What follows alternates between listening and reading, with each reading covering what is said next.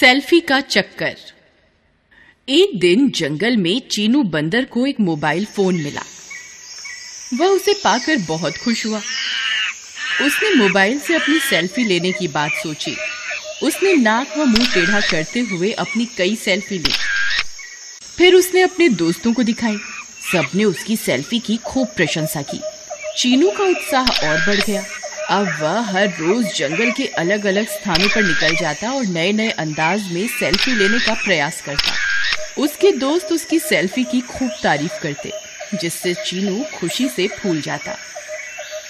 चीनू की माँ को उसकी यह नई आदत बिल्कुल भी पसंद न थी। एक दिन जब वह जंगल से घर लौटा तो उसकी माँ ने कहा, देखो चीनू, तुम्हारा यह रोज रोज जंगल के खतरनाक जगहों पर जाकर सेल्फी लेना ठीक नहीं है। कभी कोई चूक हो गई तो? अरे नहीं माँ, मैं कोई बच्चा थोड़े ना हूँ। अब मैं बड़ा हो गया हूँ। चीनू ने अपनी माँ की बात काट कर कहा, मुझे अपनी रक्षा करना अच्छी तरह आता है।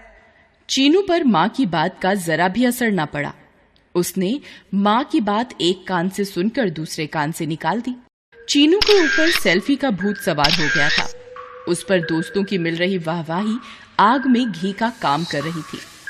हर रोज एक से बढ़कर एक सेल्फी लेना अब उसका शौक बन गया था। वह कभी किसी पेड़ पर चढ़कर तो कभी जंगल के किसी पहाड़ या नदी के पास जाकर सेल्फी लेता रहता था। कभी कभी तो किसी हाथी या फिर जिराफ की पीठ पर सवार होकर भी सेल्फी लेने लगता था। धीरे धीरे उसे सेल्फी की लत लग गई। चीनू खुद को जंगल का सबसे बड़ा सेल्फीबाज सिद्ध करने में लगा रहा।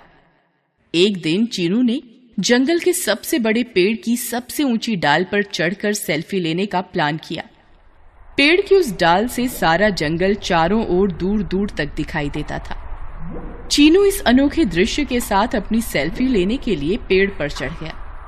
पेड़ की सबसे ऊंची डाल पर पहुंचकर चीनू ने अपने आगे के एक पैर से मोबाइल को पकड़ा और दूसरे से पेड़ की डाल पकड़ी।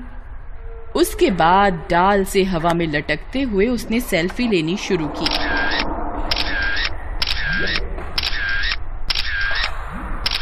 वह अलग अलग पोज में सेल्फी लेने में खोया हुआ था कि चर्र चर्र की आवाज आई।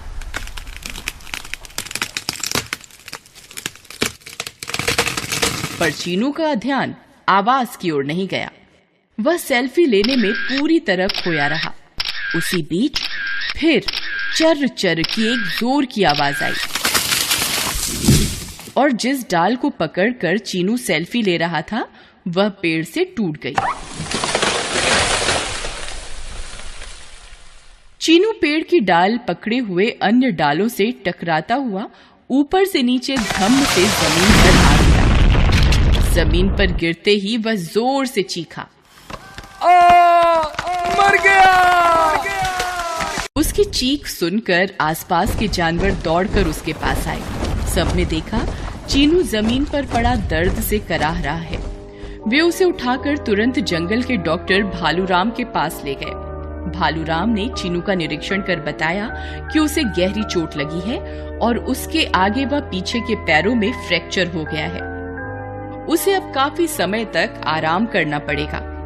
इसी बीच चीनू की माँ भी चिंपांजी से खबर पाकर वहां आ गई थी। वह डॉक्टर भालूराम की बात सुनकर फूट फूट कर रो पड़ी। बोली, मैंने कितनी बार चीनू को समझाया था कि सेल्फी के चक्कर में मत पड़ो, लेकिन उसने मेरी एक भी बात न मानी और अपनी मनमानी करता रहा। आज सेल्फी की लत ने उसकी ऐसी दुर्दशा कर दी। चीनू को डॉक्टर भालूराम की दवा से थोड़ा आराम मिल गया था। वह अपने पास बैठी अपनी माँ को रोते बिलखते देख रहा था। आज उसे अपनी माँ की समझाई एक एक बात याद आ रही थी। उसे अपनी माँ की बात न मानने पर बहुत पछतावा हो रहा था। वह दर्द से कराहते हुए बोला, माँ, मुझे माफ कर दो। आपकी बात ना मानकर मैंने बहुत बड़ी भूल की है। अब मैं आपको यह वचन देता हूँ कि मोबाइल को कभी भी हाथ नहीं लगाऊंगा और ना ही उससे कभी सेल्फी लूंगा। मैं अपनी यह सेल्फी की लत को भी हमेशा के लिए छोड़ दूंगा।